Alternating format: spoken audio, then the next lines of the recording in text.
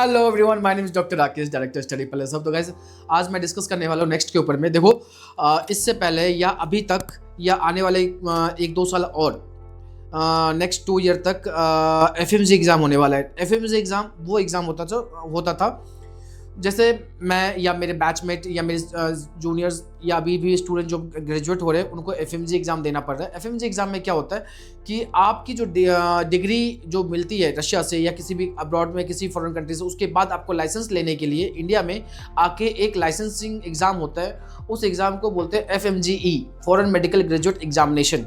और इस एग्ज़ाम में क्वालिफाई करने के बाद ही you will be eligible to get licence, eligible to do practice in India. तो इसमें इसका क्राइटेरिया क्या है? इसके एग्ज़ाम के अंदर में आपको 50% मार्क्स लाना है, जस्ट 50% मार्क्स लाना है। इसका कोई अटैम्प्ट नहीं होता, अनलिमिटेड अटैम्प्ट है।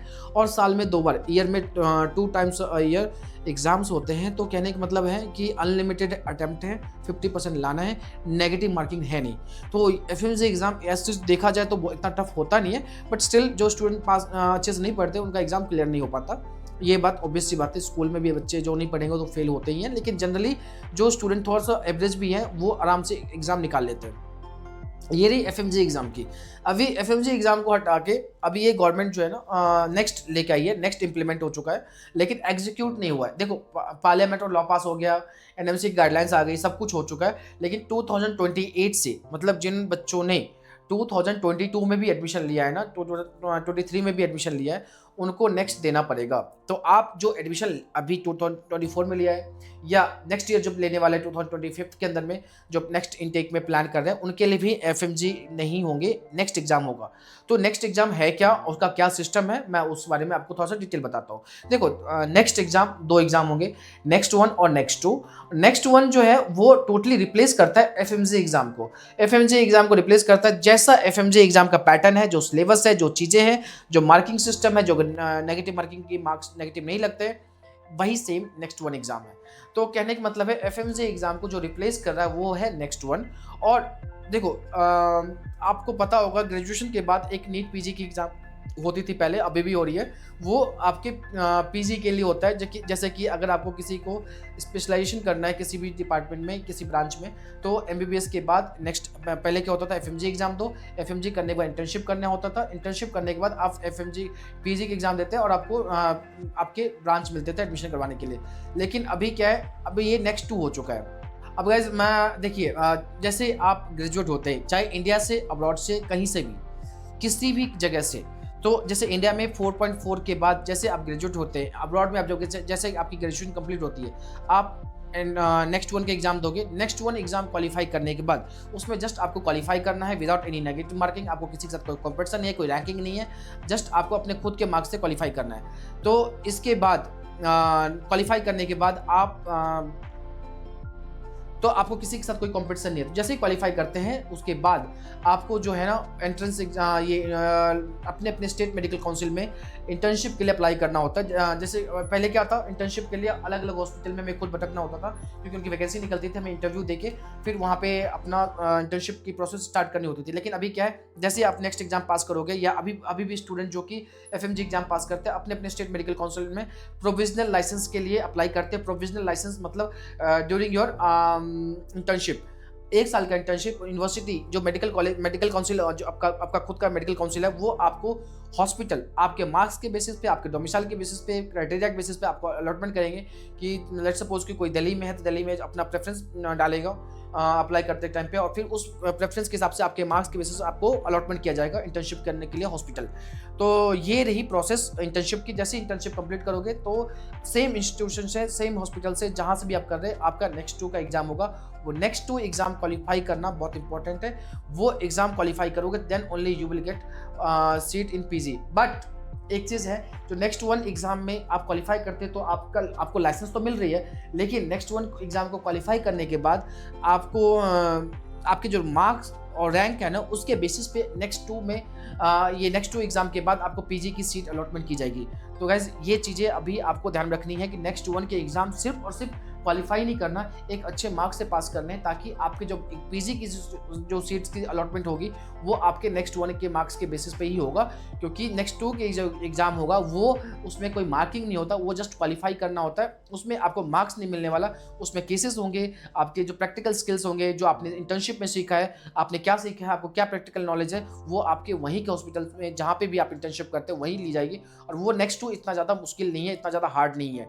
तो ये रही पूरा नेक्स्ट 1 और नेक्स्ट 2 का प्रोसेस। इसके बेसिस पे ही आपको लाइसेंस भी मिलने वाला है और इसी के बेसिस पे आपको नीट पीजी में सीट्स भी मिलने वाले हैं। तो इसके लिए कोई सेपरेट एग्जाम नहीं होगा जो पहले होता था।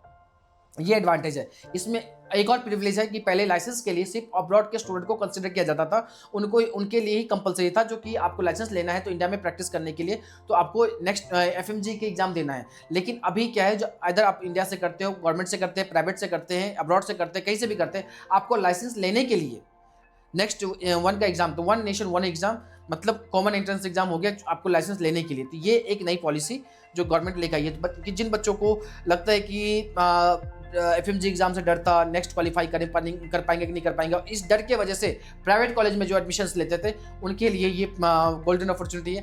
आप अब्रॉड से कीजिए, गवर्नमेंट से कीजिए, प्राइवेट से कीजिए। प्राइवेट में आप 1 करोड़ 1.5 करोड़ जो भी पैसा डाल के कीजिएगा, 1 CR कीजिए, लेकिन अब्रॉड में अगर वही 30 लाख में करते तो आपकी डिग्री और ये एग्जाम का, देखो डिग्री तो पहले ही वैलिड था, पहले भी इक्वल ही था। जैसे कि अभी हम लोग क्या करते थे हमारे टाइम पे ही, अगर मैं एफएमजी एग्जाम क्वालिफाई करता हूँ, इंटर्नशिप करता हूँ, देन मैं सेम जो कि इंडियन ग्रेजुएट डॉक्टर्स होते हैं उनकी सैलरी, उनकी पोस्ट, सब कुछ इक्वल ही था, कोई डिफरेंस नहीं होता, कोई डिस्क्रिमिनेशन नहीं होता। बहुत सारी मिथ ये भी है कि अब्रॉड से किए हुए डॉक्टर्स के साथ डिस्क्रिमिनेशन होता है, ऐसा कुछ नहीं होता।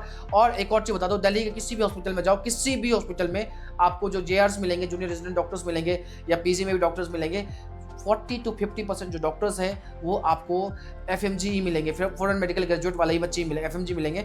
ये एफएमजी डॉक्टर्स ही दिल्ली के गवर्नमेंट हॉस्पिटल को चलाते हैं। 50% मिनिमम बताता हूँ आपको मैं। इवन दीनदयाल में मैं करता था, दीनदयाल, संजय गांधी, 2 हॉस्पिटल का एक्सपीरियंस है मेरे पास। इन दोनों हॉस्पिटल में मैंने मोर देन 50% JR जो है वो एफएमजी मिले हैं मेरे को। IMG भी होते हैं, लेकिन IMG प्रेफर करते हैं अपने खुद के होम स्टेट में, और एफएमजी दिल्ली की जो सैलरीज है, दिल्ली की अच्छी मतलब बाकी स्टेट के कंपेरिजन में दिल्ली की सैलरी सबसे ज़्यादा अच्छी है। इसलिए बहुत सारे जो एफएमजी स्टूडेंट है वो आते हैं यहाँ पे प्रैक्टिस करने के लिए, वो यहीं पे रह के एफएमजी की प्रिपरेशन करते हैं, देन यहीं सेटल हो जाते हैं। तो ये चीज़ें मैंने देखी है। तो वो जो डर था ना, जो एफएमजी एग्जाम या नेक्स्ट एग्जाम नहीं निकलेगा, लेकिन वो डर खत्म हो गया, क्योंकि आपको डरने की जरूरत नहीं है। आपका एग्जाम चाहे प्राइवेट से भी करोगे तब भी आपको एग्जाम देना ही देना है, लाइसेंस के एग्जाम देने ही देने हैं। तो ये रही पूरा प्रोसेस। और एक और चीज़ जो बच्चों को डराया गया है, जो 10 साल लगते हैं, 10 विदिन 10 ईयर के अंदर आपको कंप्लीट करना है, नहीं। पहले क्या था, अनलिमिटेड अटेम्प्ट था, इसका मिसयूज होते थे, लोग 50 ईयर तक भी एग्जाम देते थे। लेकिन ग्रेजुएशन के बाद वो 10 ईयर काउंट किया जाएगा। आप इट मीन्स आपको 20 अटेम्प्ट मिलने वाला, ना कि 8 अटेम्प्ट मिलने वाले हैं। ये भी एक रूमर्स है, लेकिन आपको इन रूमर्स को बिल्कुल भी कंसिडर नहीं करनी चाहिए। लेकिन आपको 8 अटेम्प्ट जाना ही क्यों है?